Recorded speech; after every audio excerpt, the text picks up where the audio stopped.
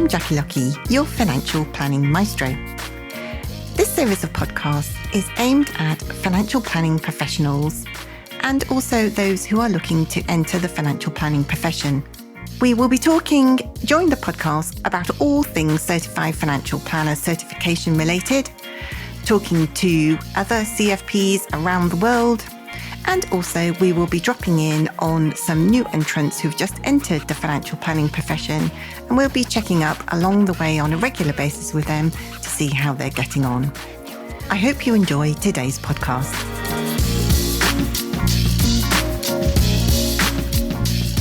Hello and welcome. I'm Jackie Lucky, your financial planning maestro. And in today's podcast, I'm joined by a very special guest and quite a unique person all round. And that is Susie Bewell from Raymond James Hitchin. Hello, Susie. Hi, Jackie. Good to see you. And you.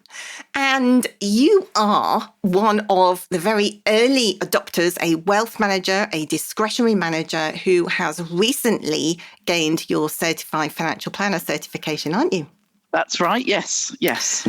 So we are going to dive straight in with our interview and find out all about you, how you came across the CFP, what you thought of the CFP process and all of that for the benefit of all of our listeners who are either in the middle of the CFP process at the moment or maybe are thinking of tackling it in 2022.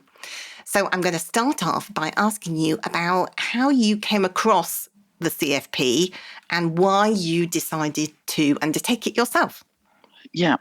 Well, I think I'd always been aware of CFP as a designation. And yeah, as you say, our business originally was focused on investments and we are discretionary managers. So I'd gone down the CISI route with PICAM and so forth. So much more on the asset focused and investments and so on. But I think as the business progressed, it was clear, we were originally working alongside other financial advisors. And then after RDR happened, I think businesses sort of tended to try and do everything in-house. And it certainly made sense for us to develop our financial planning understanding a lot more. So I originally went along the CII route. So I did all of my ROs in order, of course. That seemed to make sense. Only did I get to 5 and then find out everyone did that first because it was easy. Oops. Who knew? But got through all of those in the first time of asking. And then did the advanced, and then the CISI obviously started to develop their financial planning side. So I did my advanced financial planning qualification with them. I think I only started looking at financial planning 5-6 years ago. So it's been a sort of fairly, swift move along, but it was something that, I think I was always aware of it. And then as I was looking more and more at the qualifications, it, seemed to be the sort of the top level to be aiming for. So that seemed to logically make sense to keep going. Yeah, it does, doesn't it? And how did you find the transition? Because obviously it's, knowing what you know about investments, being a discretionary manager before embarking on the CFP process, there must have been lots of extras that you needed to gain knowledge in. Were you aware of all of those extras and it was just a case of building a deeper level of knowledge, or were there completely new things that you needed to take on board, before embarking on the CFP process? Yeah, I think there was, certainly as I went through the RO process, I think initially I, and all of those qualifications to sort of level 4 financial planning, it was clear that a lot of what we did with clients, you can't just give investment advice on its own. You've got to understand the sort of broad circumstances around a client. So I think we were already doing quite a lot of that sort of generic planning area. And then, as I built up my understanding more, obviously we were able to develop the services that we were there. I always found it quite useful, I think, to have that academic understanding of how, it's not, quite often I'd read something and think, well, I wouldn't necessarily practically do that for, that wasn't how it would necessarily work for a client practically, but actually listening to it from an academic side was actually quite useful and a good way that I found to broaden my understanding of the different areas. Yeah, it's quite interesting, isn't it? Because, in the reality is that clients, they're not interested in what kind of investment wrapper you're using, or, the minutiae of different sorts of securities, or even, anything else, the way that you might structure a financial plan now. All they're interested really in is, have I got enough to do what I want to do? Yes, absolutely, and I think that's I would say as a business we're still I often joke with sort of life admin to get things done, to move things along, and clients come by saying, well, I've got a pension or an ISA, or what do I need to do with those? But I think being able to step clients back and understand the broader area is really useful, and I think gives them a better outcome as well. Yeah, absolutely. It gives them that opportunity to think about everything else before just, charging off, like you say, to sort a pension out or whatever, doesn't it? Yes. Yeah, really interesting. So tell us a bit about your journey to become a CFP. And obviously we came across each other. We've come across each other a few times over the years, haven't we? Yes, we have. So just give us a flavour of what the process was when you decided to embark, and how you felt going through the process. I think, as soon as I say, once I'd started following the CISI financial planning pathway and doing those, it was, became obvious that was the sort of the end route to get there. I think when I started the sort of first stage of the case study, I was perhaps slightly naive about the amount of work that it would need, and what I needed to how much I'd need to develop that, and I think to change some of my styles as well in terms of doing it. But that was sort of how it first came to it. And I think, once I'd done, obviously there's the exam stage first to go through. So I think once I felt like I sort of whipped through that one, and then dove headfirst into the case study, which of course took quite a long time, but and unfortunately I didn't pass it the first time, which I think is not a unique situation. Absolutely not unique at all. You're in very good company, me included, who didn't pass on their first attempt either. So you weren't successful on your first attempt. You got some feedback, and then what happened after that? So I guess the to some extent, some of the feedback I think that I found on my first attempt, and I actually did it first in 2018, and just sort of dropped it. The feedback that I got from that initial one, I found it quite hard to interpret what I would do next. So in effect, I sort of just dropped that one, didn't redo it, and then came back again to it when the next one came around. And I think I perhaps was in a better place to start with that. Obviously. And I think I was better in terms of researching some of the top tips and finding a route to go down to do it. So I did get a little bit of a help. Unfortunately, couldn't do a course that I'd wanted to do because of everything that happened in the last couple of years. So I couldn't sort of jump on and do a course, but I think it certainly stood me in better stead as I started this sort of next round of doing it. And the first submission that went in was in August 2020, or my sort of first submission of this round that I finally passed. But the important bit is that you did pass, didn't you? I did. It did take me 3 goes. I think the second time I didn't necessarily. I added lots of words and pages to the plan, but I don't think I clearly didn't broaden it, because essentially they sent it back and said, "You need to." What are you doing? Yes, think again. And that, of course, obviously, this is not here to necessarily only plug what you're doing, but obviously, I then had the opportunity to work with you, and I think that really gave me the the chance to break it down more into chunks, to think of it in those different sections. And I had already, tried to look at the learning areas and have those as different sections within the plan so that I made sure that I covered it.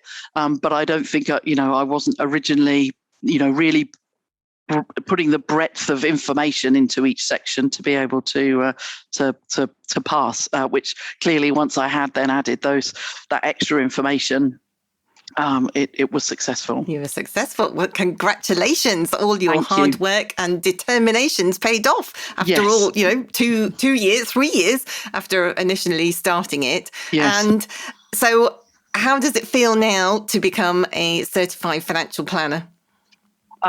Well, initially, much relief. I guess not just from me, but the rest of the team here in the office who obviously had to, cover time when I was off to do it. But I think you feel a little bit of sort of vindication.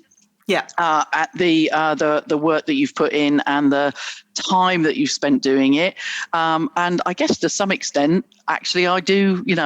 I do understand what I'm doing, and actually, I am able to break down. What I guess from quite that sort of academic side and getting all of the nuts and bolts and all of the nitty gritty into it, and to distill it as much as I could, because I still tried to write a plan that I would feel comfortable giving to a client and that had some practical solutions in it without obviously having any product recommendations. But had some practical outcomes to it, which I think was important. Yeah, that's really interesting. So tell us a bit more about how going through that process has has it improved the way or changed the way that you approach giving advice to clients now? Yeah, I think it certainly has helped us in the sort of first, that first getting to know client's point of view.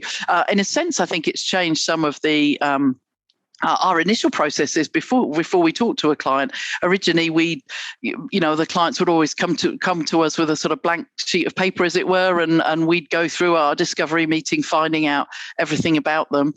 In a way, the pandemic and having to do a lot of things remotely changed our processes to sending out fact finds and gathering some information before we had that initial meeting. But actually, by having that, and we've continued that even as we go back to face-to-face meetings, by having that, I think it enables us to start some of that, planning, thinking before we have that initial meeting. And it actually made me add, and one of the things that is featured in the plan is, what are your goals? What are your objectives? What do you want to achieve?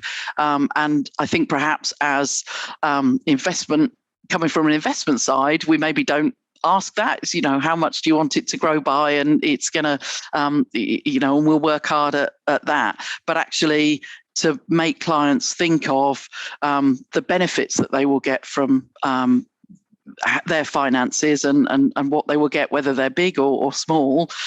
It's the outcomes really that's the important bit. And I think that's something that we've been able to add and develop. Yeah, and that's really interesting because I think, I've had discussions with other wealth managers and investment only advisors who say, well, I'm not really sure that I need to ask these extra questions. So what would you say to them about that? Well, I think the first thing is we always need to learn more things, and we sometimes need to hear things from a slightly different angle than maybe we were starting out from. I think that was very, very beneficial for us as a business. But I also think it has helped us as a business broaden the clients that we work with and deepen the relationships that we have with those clients by looking at more planning areas. Actually, you do bring in the sort of intergenerational wealth transfer side of you are starting to talk about their children and starting to talk about their retirement much sooner.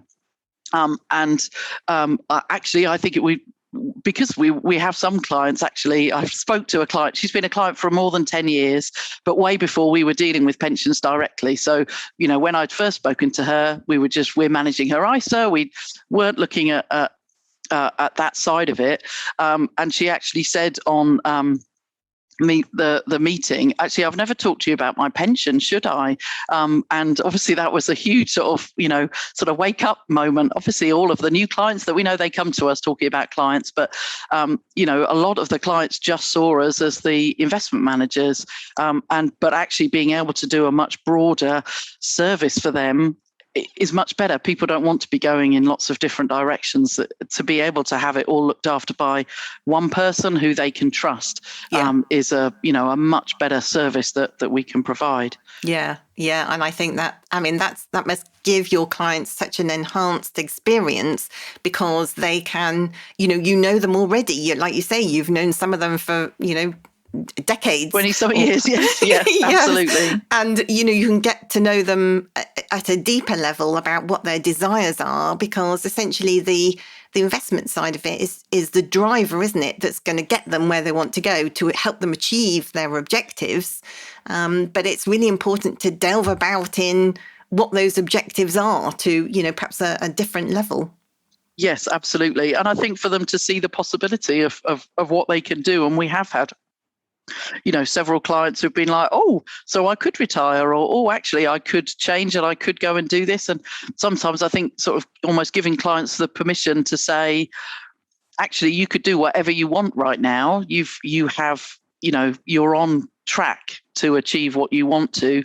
And that, I think, that's a great story, outcome. Isn't it? Yeah, that is. Yeah, I have a friend of mine who's a financial planner said about one of his clients once that he said to his client, she was visiting family in Australia, and she would always go economy, always fly economy to Australia.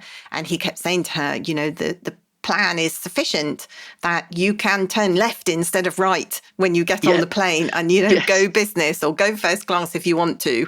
And she was like, oh no, I can't do that, because she was worried about the money. And part of what he was saying to her on a regular basis was that that coaching was just opening up her eyes to say, you're going to be okay, that you can fly business if you want to. And it's about the quality of life for your clients, isn't it? Yes, yeah. And I think, by the nature of the business that we are in, often we start working with a couple, and then sadly, and often the husband is no longer there, and the wife is then looking after something that, 15, 20 years ago, they wouldn't have been involved in, but now it's a much more sort of collaborative, shared plan. And so they do, know what the bits are. They're quite happy not understanding how the investments work and leaving that to us to just make it happen. But that they know that, yes, there was a plan in place, and they're still building towards that, and that actually everything is there. And I've seen a client this week who, fairly recently widowed, to just know that she is secure is enormous. And it's really only being able to give that background information that surrounds the sort of the investment numbers that I think provides that reassurance. Yeah. And also the cascade. We know that there's, a number of reports out there that says, as the baby boomers are passing away, it's something like $66 trillion or something like that is going to cascade down to other generations. And I guess in your situation, you've probably got a number of clients in those kinds of situations where you're actually building relationships with, their children and maybe even their grandchildren, aren't you, to help that wealth cascade down to them. Yes, absolutely. And by having, in some extent, that's from, the practically being able to have ISAs and, baby SIPs and all of that sort of stuff. But I think, in reality, it's by having that overview of these are the assets that you have. This is what it, could look like in the future. And actually, this is, in terms of gifting and in terms of, developing, passing down wealth to other generations, to make it, practical and clear what can be done. Yeah. And let's talk a little bit more about your business. How do you see your business? Do you see it changing at all in the years to come now that you have gained your CFP, as your obviously your experience grows as a certified financial planner? Do you think that you will be attracting more clients who are looking for a broader financial planning offering? Yes, I think we certainly being able to step away from just, we can make your money grow, or, people could invest, online easily, that it's available everywhere. I think the level of service and support, the ongoing life journey that you go on, I think, with clients is really important. We talk about, a sort of a financial health check to see, where a client is when they first come and see us. Yeah, before you can then say, and actually, yes, with these pensions, this is perhaps what you could do and what that might look like in retirement. But yeah, I think being able to bring in all of those areas and be that, not so much a one-stop shop, because we won't necessarily do all of those areas. We don't offer mortgages, so we can sort of, a lot of those areas that you might identify needing a will and so on, we will pass to other professionals that we work with locally. But I think still we are that hub that clients will come to and rely on to some extent to get all of, I come back to it, life admin is one of those. But I think it's knowing the plan and knowing that things are set in place and that they're heading in the right direction is important. Yeah, well, you're the go-to, aren't you? Yes, the go-to person. Yeah, no, absolutely. And I know, we'll broaden the knowledge here in the office as well. It's not just me here as a wealth manager. So I think that will help enormously. Excellent. More people to go through the CFP then, do you think? Yes. I don't think they're all quite ready for that, but yes. But no, so mainly from watching me doing it, but yeah, soon their knowledge of my hours of toil will fade and then they'll come. They will be on their case. Exactly. So that's nearly all that we have time for, Susie, but I just wanted to finish by asking you to share some thoughts and some tips to those, particularly the wealth managers out there who maybe are thinking, I'm not really sure, I think I'll stick to my knitting and stick with the investment side of things.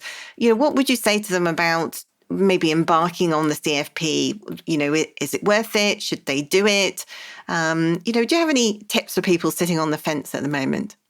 Yeah, I think, my biggest tip for if someone has decided to go for it is to start early and give themselves time. I perhaps notoriously was, last minute homework girl at school and university and so on. And this is a lot of work, and actually it was much more enjoyable when I gave myself more time to be able to sort of start and come back to it and build it up gradually, rather than trying to sort of cram it in all in one go. I think for someone that's sort of from the, not deeply involved in financial planning, as we haven't been here, we ultimately don't know everything. And by being able to step back from what we do day to day, to look at, the whole financial picture, almost from the outside in, really does help broaden the information that you can give clients, and ultimately the level of service that you can provide. I think it is worth looking at that. I guess my last tip would be get help, and to find those resources that you can work with that will be able to sort of keep you on track and keep you motivated and inspired to get it done. Yes, thank you. And it's worth it in the end, isn't it? As you are testament. Yes, yeah, no, it definitely is. And it's, there's no question, it's a globally recognized qualification. we have Raymond James colleagues from the US who, I now see that, they all have that designation in their titles. So the fact that we have that too, really, I think raises our visibility, our credibility across the industry. And, that's, I think, important when you're building your business. Yes, absolutely. And Raymond James offers support for those looking to move into financial planning. You've got a financial planning group, haven't you? Yes, that's right. Yes. So there's a lot of there's a lot of support, I think, developing, and they're certainly keen to do more of that. Yeah. Excellent. Well, that's all we've got time for today. Susie, thank you for joining me. It's been an absolute pleasure to talk to you as one of the very earliest adopters, the wealth managers out there who have kind of incorporated financial planning into the investment side of the advice that they're given. So you're a trailblazer. I bet you didn't even know that, did you? But you are indeed, lady. Who knew? You are. But it's been an absolute pleasure to work with you over the last few months, and many congratulations on getting your CFP. Great. Thanks so much. Thanks for having me on, Jackie. I hope you enjoyed today's podcast. It's really interesting, isn't it, to listen to other people's points of view about different things, all relating to our wonderful financial planning profession. If you know anyone who might be interested in listening to any of these podcasts, please pass on our details to them. So that's it from me. Join me again next time when we'll be talking all things certified financial planner related, and also dropping in on our new entrants to the financial planning profession. Bye for now.